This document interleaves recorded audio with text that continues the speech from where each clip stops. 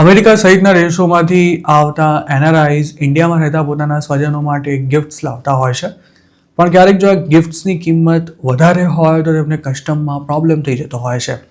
આમ તો ડ્યુટી ન ભરવી પડે તે માટે લોકો અવનવી ટ્રીક પણ અજમાવતા હોય છે, પણ હવે તેમને આવી મગજમારીમાં નહીં પડવું પડે, કારણ કે ગવર્મેન્ટ ઓફ ઇન્ડિયાએ વિદેશથી આવતા ઇન્ડિયન્સ માટે તેમજ એનઆરઆઈઝ માટે ડ્યુટી ફ્રી બેગેજની લિમિટ વધારી દીધી છે.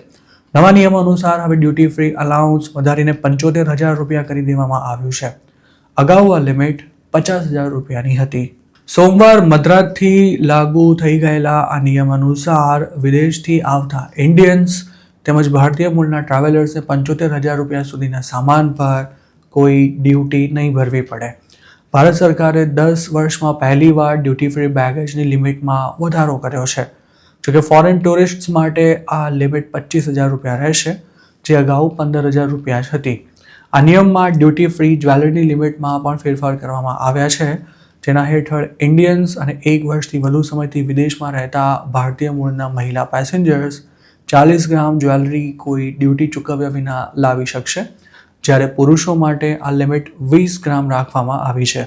જ્વેલરીમાં પેસેન્જરે પહેરેલા હોય તેવા સોના, ચાંદી, પ્લેટિનિયમ તેમજ અન્ય કિંમતી ધાતુના દાગીનાનો સમાવેશ થાય છે. ફોરેનથી આવતા લોકો મોંઘા ઇલેક્ટ્રોનિક ગેજેટ્સ પર ડ્યુટી ન ભરવી પડે તે માટે તેને ફ્લાઇટમાં બેસતા પહેલાં જ બોક્સમાંથી બહાર કાઢી લેતા હોય છે. ક્યારેક જો કેમેરા જેવી મોંઘી આઇટમ્સ નવી જ હોય તો તે બોક્સમાં પેક ન હોવા છતાં પણ તેના પર ડ્યુટી ભરવાની ફરજ પાડવામાં આવતી હોય છે.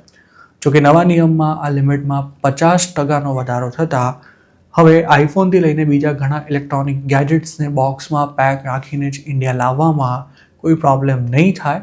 પણ જો કોઈ એકથી વધુ આઇટમ સાથે ઇન્ડિયા આવતું હશે અને તેની વેલ્યુ 75,000 રૂપિયાથી વધારે હશે તો તેને ડ્યુટી ભરવી પડશે.